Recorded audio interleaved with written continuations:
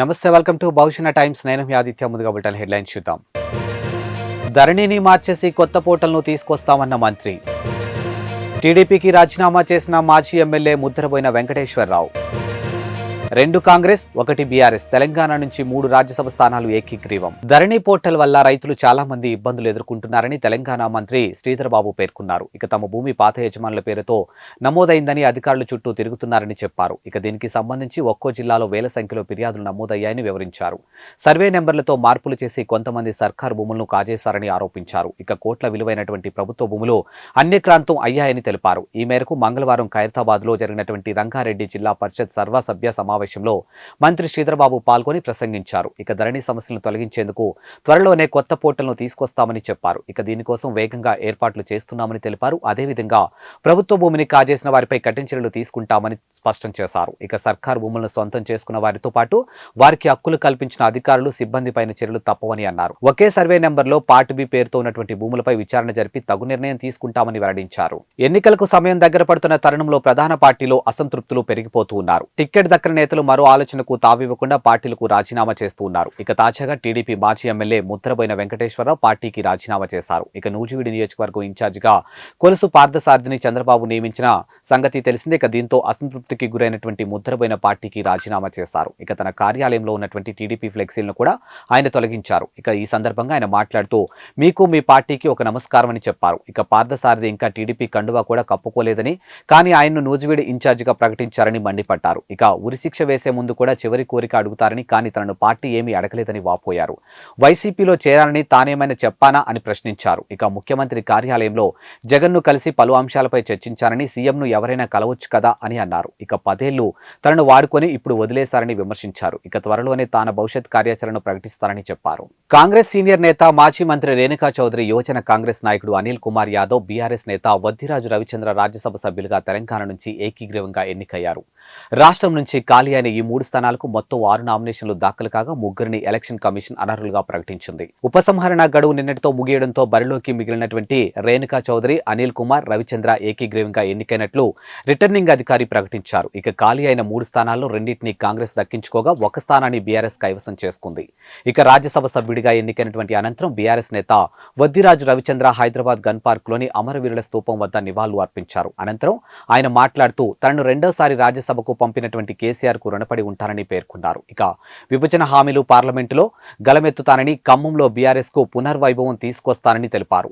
రాజ్యసభ సభ్యుడిగా ఎన్నికైనట్లు ధృవీకరణ పత్రం అందుకున్న అనిల్ కుమార్ యాదవ్ భారీ ర్యాలీగా గాంధీభవన్ కు చేరుకున్నారు. అక్కడ విలేకరులతో మాట్లాడుతూ తెలంగాణ నుంచి బీసీ బిడ్డను రాజ్యసభకు పంపడం బీసీలకు గర్వకారణమని అన్నారు. చిన్న వయసులోనే అధిష్టానం తనకు పెద్ద పదవి ఇచ్చిందని, ఇది తన జీవితంలోనే గొప్ప సంఘటన అని పేర్కొన్నారు. తెలంగాణ అమరవీరుడు సిరిపురం యాదయ్య వర్ధంతి సందర్భంగా ఖమ్మంలోని అమరవీరుల స్తూపం వద్ద తెలంగాణ ఉద్యమకారుల ఘన నివాళులు అర్పించి వారి త్యాగాన్ని గుర్తు చేసుకోవడం జరిగింది. తెలంగాణ ఉద్యమకారుడు టీఆర్ఎస్ పార్టీ మధుర నియోజకవర్గం మాజీ ఇన్ఛార్జ్ బొమ్మెల రామ్మూర్తి మాట్లాడుతూ జోహార్ తెలంగాణ అమరవీరులు అంటూ నినాదాలు ఇచ్చి వారి యొక్క ఉద్యమ పోరాటాలను గుర్తు చేసుకుని వారి ఉద్యమ పోరాటాలను కొనియాడారు.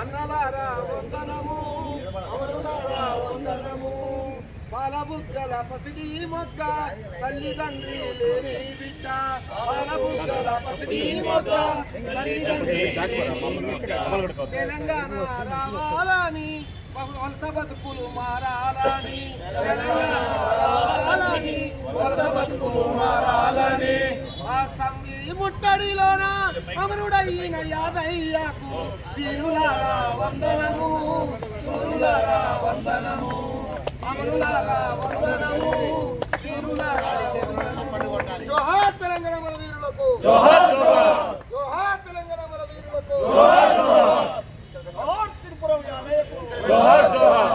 విద్యార్థి సంఘాల వీరయోధులు మీరు, విద్యార్థి సంఘాల వీరయోధులు మీరు, నెత్తుటి మడుగుల్లో ఎత్తిండ్రు పిడికిల్లు, వీరులారా వందనం, విద్యార్థి అమరులారా వందనం, పాదా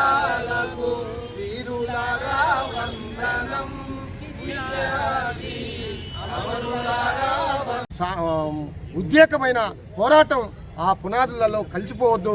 వాళ్ళ ఈ వెలుగులు ఎప్పుడు వెలుగుతూనే ఉండాలి. కేసీఆర్ గారు గొప్పగా తెలంగాణ అమరజ్యోతిని నేర్పించిండు. అదేవిధంగా తెలంగాణ అమరవీరుల విగ్రహాలు కూడా ఈ ప్రభుత్వం ట్యాంకు బండ్ మీద పెట్టి వారి యొక్క సంవత్సర సభలు అధికారికంగా జరపాలని ఈ సందర్భంగా డిమాండ్ చేస్తున్నాం. జై తెలంగాణ, జోహార్ తెలంగాణ అమరవీరులకు, జోహార్ తెలంగాణ అమరవీరులకు. నెల్లూరు జిల్లా ఆత్మకూరు పట్టణంలోని వైఎస్ఆర్సీపీ నాయకులు కార్యకర్తలు మేకపాటి గౌతమ్ రెడ్డి బస్టాండ్ ఆవరణంలో నుండి మేకపాటి గౌతమ్ రెడ్డి విగ్రహానికి పూలమాలలు వేసి ఘనంగా నివాళులు అర్పించారు. గౌతమ్ రెడ్డి అమరహంటూ నినాదాలు చేశారు. ఈ సందర్భంగా ఆత్మకూరు మున్సిపల్ చైర్మన్ గోపారం వెంకటరమణ మాట్లాడుతూ ఓ గిరిజన సామాజిక వర్గానికి చెందినటువంటి వాలంటీర్గా పనిచేస్తున్న నన్ను మున్సిపాలిటీ చైర్మన్ గా అవకాశం ఇచ్చారని, అలాంటి మహోన్నతమైన వ్యక్తి అకాల మరణం చెందడం చాలా బాధాకరంగా ఉందని, జీవితాంతం ఆయనకు రుణపడి ఉంటారని తెలియజేశారు. ఆత్మకూరు వైఎస్ఆర్సీపీ పట్టణ అధ్యక్షుడు ఆళ్లరెడ్డి ఆనంద్ రెడ్డి మాట్లాడుతూ స్వర్గీయ మేకపాటి గౌతమ్ రెడ్డి ఆత్మకూరు నియోజకవర్గం నుండి 2 పర్యాయాలు శాసనసభ్యులుగా ఎన్నికై 5 శాఖల మంత్రిగా పనిచేసిన ఆత్మకూరు నియోజకవర్గానికి ఎంతో అభివృద్ధి చేయబోయే సమయంలో అకాల మరణం చెందడం దురదృష్టకరమని, ఆయన ఆశయాలను ఆయన తమ్ముడు విక్రమ్ రెడ్డి కొనసాగిస్తున్నారని తెలియజేశారు. ఇక ఈ కార్యక్రమంలో doctor Adiseshaiah, vice chairman Sardar, పలువురు వార్డు కౌన్సిలర్లు, నాయకులు, కార్యకర్తలు పాల్గొన్నారు.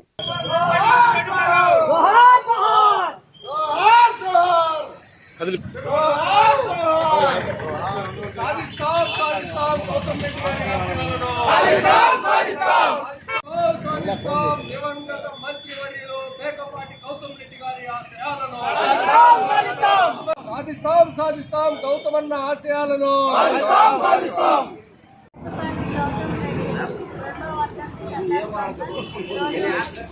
కలిసి ఇక్కడ అర్పించడం జరిగింది. జగన్మోహన్ రెడ్డి గారు నాకు వాలంటరీ జాబ్ ఇచ్చినాయి. కానీ ఆత్మకూరులో భగవతించి నాకు భగవంతుడు కల్పించి ఈరోజు ఆత్మకూరులో ఒక పేరెంట్ ఇచ్చిన గౌతమ్ రెడ్డి గారికి కుటుంబ సభ్యులు నేను జీవితాంతం రుణపడి ఉంటాను. మంచి మనసున్న వ్యక్తి మన మేకపాటి గౌతమ్ రెడ్డి గారు. ఆయన ఒక పారిశ్రామిక రంగంలో ఎన్నో పారిశ్రామికవేత్తగా పేరుంది. తర్వాత తన స్నేహితుడి కోసం ఈ రాష్ట్ర ముఖ్యమంత్రి అయినటువంటి జగన్మోహన్ రెడ్డి కోసం రాజకీయాల్లోకి రావడం జరిగింది. పెద్దలు మేకపాటి రాజమోహన్ రెడ్డి తనయుడిగా వైఎస్ఆర్సీపీ సమన్వయకర్తగా వచ్చి ఆత్మకూరు ప్రజల మనసులను గెలుపొంది అత్యధిక మెజార్టీతో గెలిచిన వ్యక్తి గౌతమ్ రెడ్డి గారు. అలాగే రెండో పర్యాయం మళ్ళీ ఇదే ఆత్మకూరు నియోజకవర్గంలో ఎమ్మెల్యేగా గెలిచి 2 సార్లు తన శాసనసభ్యులుగా చేసిన దానికి ఆత్మకూరు ప్రజలకి అతను ఎప్పుడూ తన మనసులో పెట్టుకుని ఉంటారని చెప్పిన మాట వాస్తవం. కానీ ఆత్మకూరు ఎంతో అభివృద్ధి చెందే తరుణంలో ఆయన్ని 5 శాఖల మంత్రిగా ఇచ్చి ఆ రోజు జగన్మోహన్ రెడ్డి గారు మంత్రిని కూడా చేయడం జరిగింది. కానీ ఒక మంచి మనసున్న వ్యక్తి, చిన్న పిల్లకాయలు సైతం ప్రేమతో పలకరించే వ్యక్తి ఎవరైనా ఉన్నారంటే అది గౌతమ్ రెడ్డి గారే. తర్వాత మంత్రి అయిన పాట రాష్ట్ర వ్యాప్తంగా కాదు దేశవ్యాప్తంగా ఆయన ఐటీ శాఖ గురించి దేశవ్యాప్తంగా ఎన్నో పరిశ్రమలను తీసుకొచ్చడానికి ఆయన పాకులాడిన విషయం అందరికీ తెలిసిన విషయమే. కానీ హఠాన్ మరణం ఆయన మరణించడం అనేది ముఖ్యంగా ఆత్మకూరు నియోజకవర్గం ప్రజలకి ఎంతో అన్యాయం జరిగిందని నేను భావిస్తున్నాను. ఆయన లేని లోటు వాళ్ళ తమ్ముడు విక్రమ్ రెడ్డి గారు మరింత ఇది చేసి వాళ్ళని ఆ కుటుంబాన్ని చూసాడని ఆత్మకూరు ప్రజలు వాళ్ళ వెంట ఎప్పుడు ఉంటారని నేను పట్టణ వైఎస్ఆర్ కాంగ్రెస్ తరఫున తెలుపుతున్నాను. తిరువూరు ఎమ్మెల్యే రక్షణానిధి వైఎస్ఆర్ పార్టీ ఎమ్మెల్యేగా 2014 నుంచి నేటి వరకు పార్టీ కార్యాలయం కొనసాగిస్తూ ఎమ్మెల్యేలకు, నాయకులుగా, కార్యకర్తలుగా ప్రజలకు అందుబాటులో ఉంచారు. అయితే గత కొద్ది రోజుల క్రితం వైఎస్ఆర్సీపీ సమన్వయకర్తగా స్వామిదాసును నియమించడంతో తిరువూరు నియోజకవర్గానికి అందుబాటులో లేకుండా పోయారు. ఇక రక్షణానిధి దీంతో వైఎస్ఆర్ పార్టీ కార్యాలయం పేరిట ఉన్నటువంటి బోర్డును, పార్టీ జెండాలను, ఫ్లెక్సీ ఈ కార్యాలయాన్ని తన సొంత ఆఫీసుగా వాడుకుంటారా లేక యజమానికి అప్పచెప్తారా అనేది వేచి చూడాల్సిందే.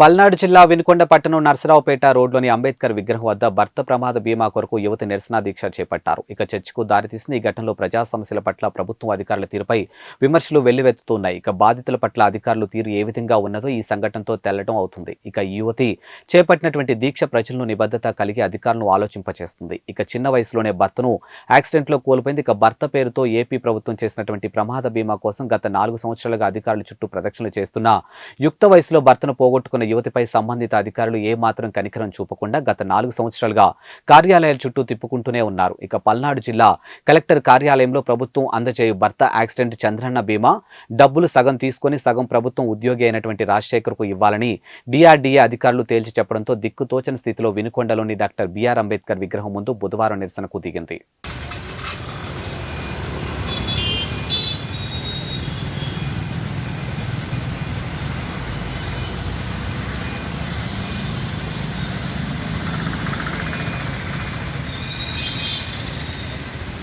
విశాఖ కాకాని నగర్కు చెందినటువంటి భాస్కర్ రాజుకు అన్నవరంకు చెందినటువంటి గన్నిరాజు అనే వ్యక్తితో పరిచయం ఏర్పడింది. ఇక బ్లాక్ కవర్లో ఉన్నటువంటి ఫేక్ కరెన్సీ నోట్లు లిక్విడ్తో ముంచి తీస్తే ఒరిజినల్ నోట్లుగా మారుతాయని నమ్మించారు గనిరాజు. ఇక గనిరాజు దగ్గరకు వెళ్ళినటువంటి భాస్కర్ రాజుకు 2 బ్లాక్ నోట్లు లిక్విడ్లో ముంచి క్లీన్ చేసి వాటిని షాప్లో మార్చారు. ఇక చెల్లుబాటు కావడంతో గనిరాజు ట్రాప్లో భాస్కర్ రాజు పడ్డాడని అన్నారు. ఇక డీసీపీ సత్యబాబు 30 లక్షలు 3 కోట్లు తన దగ్గర ఇటువంటి కరెన్సీ ఇంకా ఉందని గన్నిరాజు చెప్పడంతో కరెన్సీ రెడీ చేయాలని సూచించాడు. 3 కోట్ల విలువ చేసే బ్లాక్ నోట్లకు 30 లక్షల అసలు నోట్లు ఇవ్వాలని గనిరాజ్ చెప్పడంతో డీల్ కుదుర్చుకున్నాడు. ఇద్దరు డీల్ ప్రకారం 30 లక్షల అసలు కరెన్సీ ఇచ్చి 3 కోట్ల విలువైనగా చెప్పి 3 బ్యాగుల్లో బ్లాక్ పేపర్ కరెన్సీ అప్పగించాడు ఇక గనిరాజు. అయితే ఆ బ్లాక్ పేపర్ కరెన్సీ తీసుకుని వెస్ట్ గోదావరికి చెందినటువంటి ముద్దాల శ్రీనివాసరావుతో కలిసి కారులో విశాఖ బయలుదేరారు భాస్కర్ రాజు. ఇక పోలీసులకు సమాచారం అందడంతో రంగంలోకి దిగిన డెక్కాయ్ ఆపరేషన్ చేపట్టారు. ఇక స్పాట్లో భాస్కర్ రాజుతో పాటు వెస్ట్ గోదావరికి చెందినటువంటి ముద్దాల శ్రీనివాస్ను పట్టుకున్నారు. ఇక ఇద్దరిని విచారించారు. 3 కోట్ల విలువైనవి చెప్తున్నటువంటి బ్లాక్ ఫేక్ కరెన్సీ, 3 సెల్ ఫోన్లు, ఓ కారు, 50,000 నగదును స్వాధీనం చేసుకున్నారు. ఇక డీసీపీ సత్యబాబు తెలిపారు. కరెన్సీకి సంబంధించినటువంటి సెక్షన్ కింద కేసు నమోదు చేయడం జరిగింది. ఇది చాలా లోతైనటువంటి కేసు. ఎందుకంటే ఇవన్నీ తయారు చేయాలంటే చాలా టెక్నాలజీ అవసరం, మెషినరీ అవసరము. దీంట్లో చాలా మంది మనుషులు ఇన్వాల్వ్ అయి ఉంటారు. కాబట్టి దీని మీద సైంటిఫిక్ గా ఇన్వెస్టిగేషన్ చేయడం జరుగుతుంది. ఈ గనిరాజుతో లింక్ అయినటువంటి వ్యక్తులు ఎవరున్నారో ఇన్వెస్టిగేషన్ చేసి దీన్ని ముద్రించినటువంటి వాళ్ళు కానీ ఇంతకుముందు ఈ విధంగా ఏమైనా మార్చి ఏమైనా చేశారనే దాని మీద లోతైన విచారణ చేసి దీనికి సంబంధం ఉన్న ప్రతి ఒక్కరిని కూడా అరెస్ట్ చేయడం జరుగుతుంది. రాబోయేది ఎలక్షన్స్ కూడా, ఎలక్షన్స్ దృష్టిలో పెట్టుకుని కూడా ఇటువంటి ఏమైనా మిస్యూజ్ చేయడానికి అవకాశం ఉంటుంది. కాబట్టి అన్ని కోణాల్లో దర్యాప్తు చేసి నిందితులందరినీ కూడా అరెస్ట్ చేయడం జరుగుతుంది. ప్రజెంట్ మనం 2 అరెస్ట్ చేసాము. పైన పేర్కొన్నటువంటి 2 అరెస్ట్ చేసాము. గనిరాజు అనేటువంటి ఆయన్ని పట్టుకోవాలి. యాక్చువల్ గా ఈ 30 lakhs తీసుకున్న తర్వాత గనిరాజు తన ఫోన్ అటెండ్ కావట్లేదు, స్విచ్ ఆఫ్ చేసి ఉన్నాడు. గనిరాజుని కూడా త్వరలోనే పట్టుకోవాలి.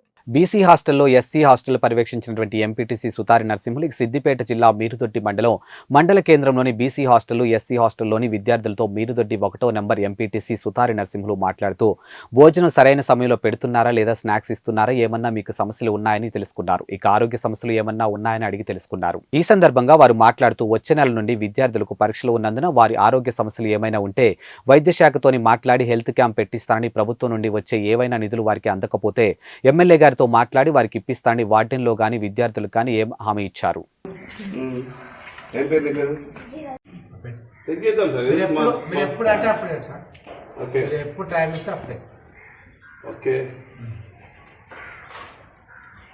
సార్ కొద్దిగా ఎగ్జామ్స్ వస్తుంది, ఎప్పుడు 5 వచ్చి అడగండి.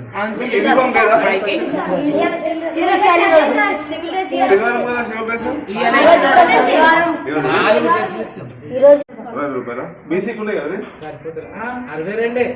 కాకపోతే సరిపోతలేవు. ఇప్పటి లొకేషన్ అంటే ఒక సభ నేను జల్లుబాటు డిస్కస్ చేస్తాను. ఇంకేంటి యూనిఫామ్స్ ప్రాబ్లం ఉంటే నాకు కావాలంటే నేను కాపీలన్నా ఏదన్నా సొంతం ఇప్పిద్దాం అన్న ఈసారి. అదే ఓకే. టోటల్ 56 ఇచ్చింది. ఓకే.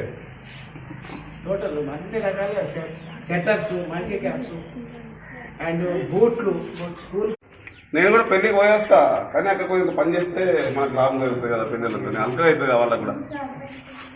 అది కాదు, మనం కొంచెం క్యాంప్ పెట్టదు ఒకరోజు ఏమైనా నష్టం లేదు కదా మనకి. మీ డిఎంఎల్ఏ మాట్లాడుకుంటావా?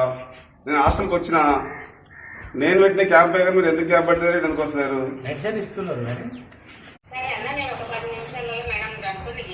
మనం పెట్టిన క్యాంప్ 1 year అయింది. డబ్బులు ఎంత మేడం? ఏంటి స్కూల్ టైం అయింది తెలుసా?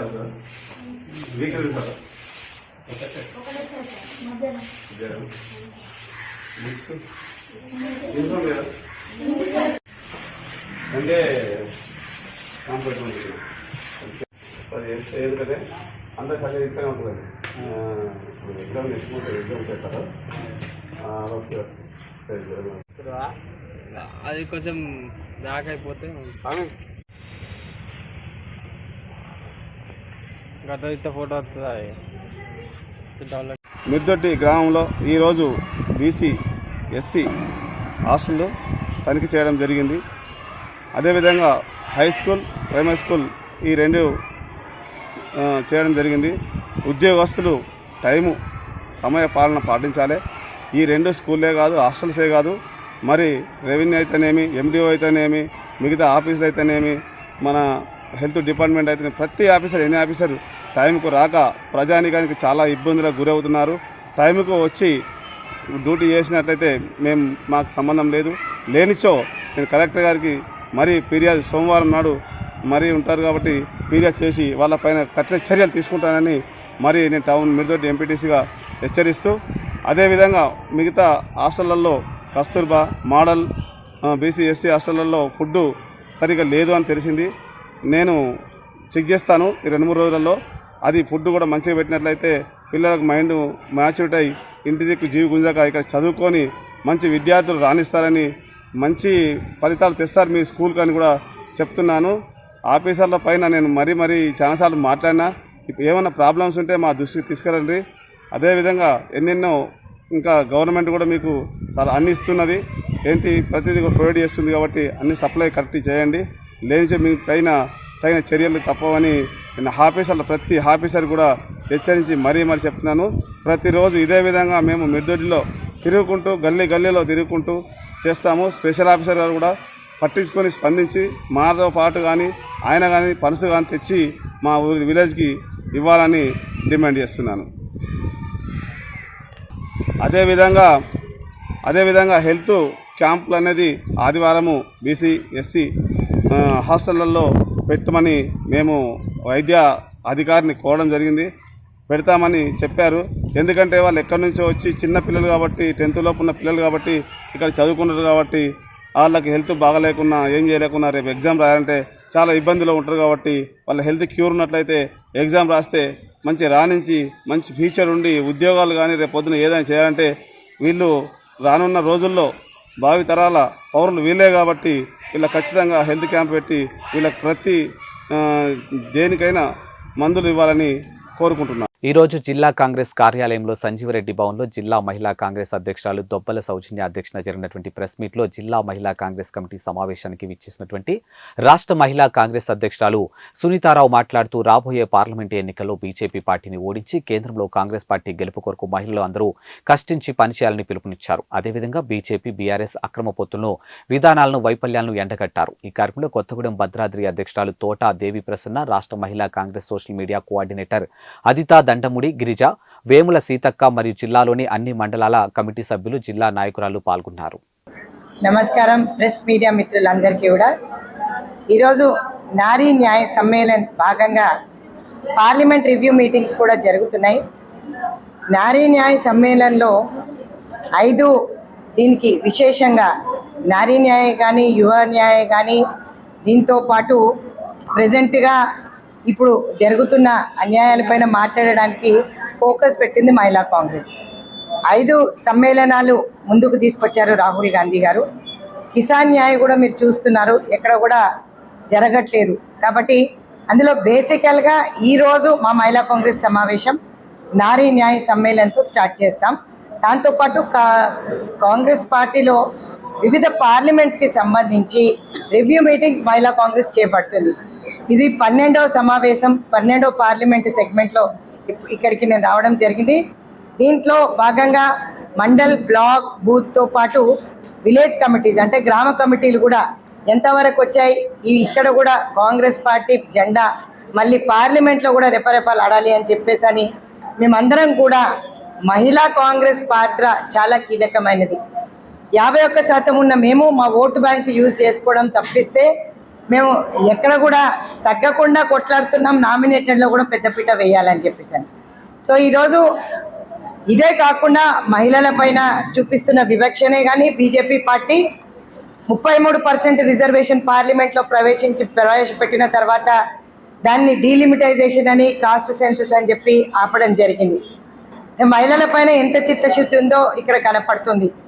ఇదే కాకుండా చదువుకోవాలనంటే గతంలో రాష్ట్ర ప్రభుత్వం కేంద్ర ప్రభుత్వం ఇద్దరు అన్యాయం చేశారు. ఇప్పుడు మహిళలకి పెద్దపీట వేస్తూ ఇంతకన్నా బిఫోర్ మేము కాంగ్రెస్ పార్టీ ఉన్నప్పుడు స్కాలర్షిప్సే కానీ ఫీ రియంబర్స్మెంటే కానీ అన్నీ జరిగేవి. సో మళ్ళీ అదే దిశగా ఒకసారి కాంగ్రెస్ పార్టీ అడుగులు వేస్తుంది. ఇక్కడ మహిళల ఆరోగ్యంకి సంబంధించి కూడా పిహెచ్సీలు లేకపోవడం, వాళ్ళు నిజంగా కూడా అనెమిక్ అయిపోయి చాలామంది చనిపోవడం, ఎక్కడన్నా డెలివరీస్ చేయించుకోవడానికి వెళ్ళాలంటే చాలా దూరం వరకు నడిచిపోవడం.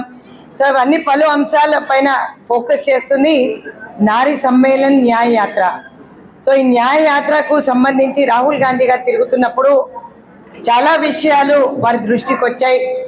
సో దీంట్లో భాగంగా మేము చెప్పాల్సింది ఏంటంటే మహిళలకు సంబంధించి చాలా విషయాలు ఏవైతే నేను చెప్తున్నానో ఇంటికి సంబంధించే కానీ, రాజకీయ రంగానికి సంబంధించే కానీ, మా మెడికల్ సంబంధించే కానీ, ఎడ్యుకేషన్కి సంబంధించే కానీ ఎక్కడ కూడా చాలా వరకు రాజకీయ రంగంలోనే కానీ లోటుపాట్లు కనపడుతున్నాయని చెప్తున్నారు. సో రాహుల్ గాంధీ గారు మహిళలకు పెద్దపీట వేయడమే కాకుండా మీరు చూసినట్టయితే ఓటింగ్ రైట్తో పాటు పంచాయతీరాజ్ ఎలక్షన్స్లో లోకల్ బాడీస్లో 50% తేవడం కూడా కాంగ్రెస్ ఘనతనే. రాబోయే కాలంలో 33% రిజర్వేషన్ కూడా బీజేపీ బీఆర్ఎస్ అయితే ఎట్లా ఇంప్లిమెంటేషన్ చేయలేదు, చేయరు, పేరుకి మాత్రం అన్నీ పెడతారు. కల్వకుంట్ల కవిత గారు మాట్లాడుతూ 33% ఇంప్లిమెంటేషన్ చేయాలన్నది. మరి లిక్కర్ మహారాణి ఈరోజు నోటీసులు అందుకున్నప్పుడల్లా జంతర్ మంతర్ దగ్గర ధర్నా చేసి షో పుట్ ఆఫ్ చేశారు. మొట్టమొదటిగా చూసినట్టయితే వాళ్ళ మంత్రి వర్గంలో అయితే మహిళలే లేరు. రెండోసారి ఇక్కడి నుంచి పోయిన సవితా ఇంద్రారెడ్డి గారే కానీ, సునీత లక్ష్మారెడ్డి గారే కానీ, టీడీపీ నుంచి వచ్చిన సత్యవతి రాథోడ్ గారే కానీ వీళ్ళందరూ కూడా లీడర్స్ని కాంగ్రెస్ పార్టీ తయారు చేస్తుంది. తయారు చేసిన తర్వాత వాడుకోవడం అనేది వాళ్ళకి అలవాటు. ఆ విధంగానే ప్రజలందరినీ కూడా వాడుకున్నారు, మహిళలందరినీ కూడా వాడుకున్నారు, వాళ్ళ ఓటు బ్యాంకులంతా కూడా వాడుకున్నారు. కానీ ఈసారి మహిళలు ఓటు బ్యాంకు అమ్ముకోకుండా కాంగ్రెస్ పార్టీకి పట్టం కట్టారు. దోచుకున్న సొమ్ము చాలా ఉంది కాబట్టి పంచి పెడతారు బీజేపీ కానీ బీఆర్ఎస్ కానీ. ఈరోజు ఆ డబ్బులు తీసుకోవాలని చెప్తున్నాం మా చెల్లెళ్ళకు కూడా. ఓటు మాత్రం కాంగ్రెస్ పార్టీకి పట్టం కట్టాలని అడుగుతున్నారు. ఎందుకు చెప్తున్నాం ఇదంటే గతంలో మీరు చూసినట్టయితే బీసీ బంధువే కానీ, మహిళా బంధువే కానీ, దళిత బంధువుపైన కానీ, డబల్ బెడ్రూమ్లే కానీ, వాళ్ళ మేనిఫెస్టో పెట్టిన దళిత ముఖ్యమంత్రి కానీ ఏది కూడా ప్రాపర్ ఇంప్లిమెంటేషన్ చేయలేదు. సిగ్గు లేకుండా మాట్లాడుతున్న బీఆర్ఎస్ నాయకులు ఈరోజు అసెంబ్లీలో మాకే సిగ్గు అనిపిస్తుంది ఏం మాట్లాడుతున్నారని. ప్రతిపక్షంలో కూర్చున్నా కూడా ఈరోజు మాకే ఉంది, ఈరోజు మేమే రూలింగ్లో ఉన్నాం అన్నట్టు మాట్లాడుతున్నారు. ఏం మాట్లాడుతున్నారు? మైండ్ దొబ్బింది అందరికీ. ఎక్కడ కూడా మహిళలకు పెద్దపీట వేయని బీఆర్ఎస్ కానీ బీజేపీ కానీ మేము ఖండిస్తున్నాం. ఈరోజు జిఎస్టీల పేరు మీద దోసుకు తింటున్నారు.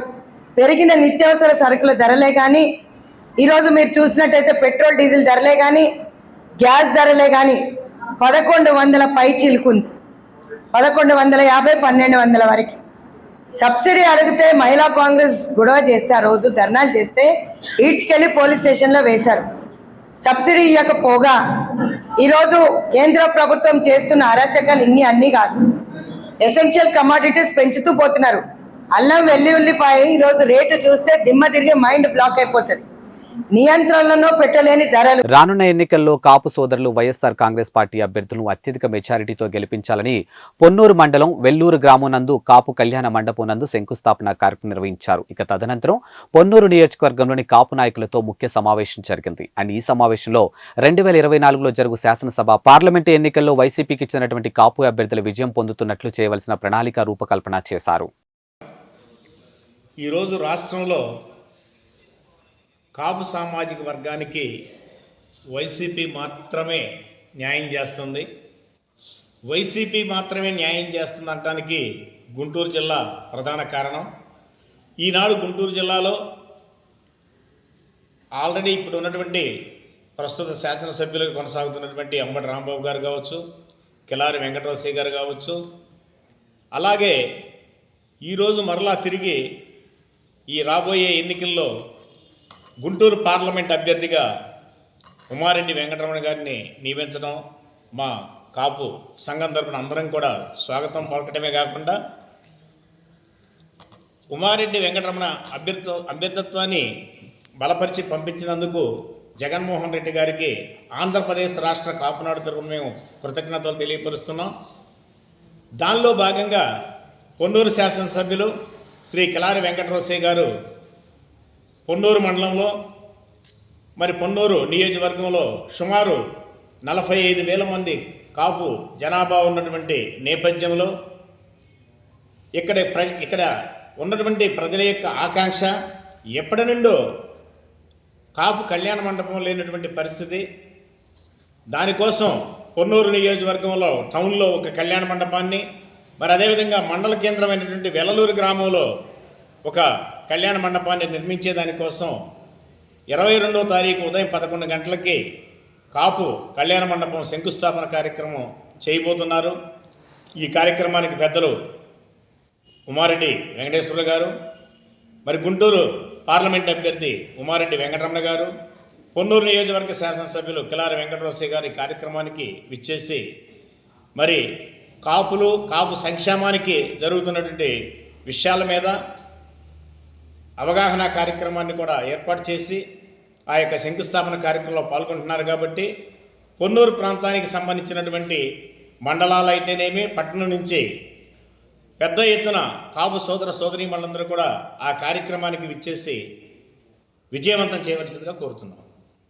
మధిర మార్కెట్ కమిటీ చైర్మన్ పదవి మండల కాంగ్రెస్ కమిటీ అధ్యక్షులు సూరంశెట్టి కిషోర్ కు దక్కుతుందని, రాష్ట్రంలో ఉన్నటువంటి 197 మార్కెట్ కమిటీలను నూతన పాలక వర్గాలను ఏర్పాటు చేయడం జరుగుతుందని రాష్ట్ర మార్కెటింగ్ శాఖ మంత్రి తుమ్మల నాగేశ్వరరావు ప్రకటించడంతో పాటు టీఆర్ఎస్ ప్రభుత్వంలో నియమించినటువంటి మధిర మార్కెట్ కమిటీ పాలక వర్గాన్ని కాంగ్రెస్ ప్రభుత్వం రద్దు చేసింది. ఇక కాంగ్రెస్ ప్రభుత్వం కూడా మార్కెట్ కమిటీలకు రిజర్వేషన్ ఏర్పాటు చేసి మధిర మార్కెట్ కమిటీ బీసీ సామాజిక వర్గానికి కేటాయించింది. ఇక మొదటి నుండి కాంగ్రెస్ పార్టీలో కొనసాగుతున్నటువంటి సూరంశెట్టి కిషోర్ కు మధిర మార్కెట్ కమిటీ చైర్మన్ దక్కనుంది. ఇక నియోజకవర్గంలో మధిర, ఎర్రుపాలెం, బోనకల్లు మండలాల పరిధిలో మధిర మార్కెట్ కమిటీ ఉంది. అదేవిధంగా నియోజకవర్గంలో మార్కెట్ కమిటీ చైర్మన్ పదవి అతిపెద్ద నామినేటెడ్ పదవి. ఇక మధిర మార్కెట్ కమిటీ చైర్మన్ కోసం గత బీఆర్ఎస్ ప్రభుత్వం రిజర్వేషన్ ఏర్పాటు చేసింది. అంతేకాకుండా 5 విడతలుగా ఒకేసారి రిజర్వేషన్లు ప్రకటించారు. ఇక మొదటి విడత జనరల్ కి కేటాయించగా, 2వ విడత, 3వ విడత, 4వ విడతకు బీసీకి కేటాయించారు. ఇక 5వ విడత జనరల్ మహిళలకు కేటాయించారు. ఇక బీఆర్ఎస్ పాలనలో మార్కెట్ కి 2 పాలక వర్గాలు పూర్తయి ఇక 3వ పాలక వర్గం కొనసాగుతూ రద్దు అయింది. ఇక గతంలో తీసినటువంటి రిజర్వేషన్ల ప్రకారం 4వసారి కూడా బీసీ సామాజిక వర్గానికి Madhira market committee chairman reserve చేయబడింది. ఇవాల్టి బులెటిన్ అప్డేట్స్. మరో బులెటిన్తో మళ్ళీ కలుద్దాం. అంతవరకు సెలవు. నమస్కారం.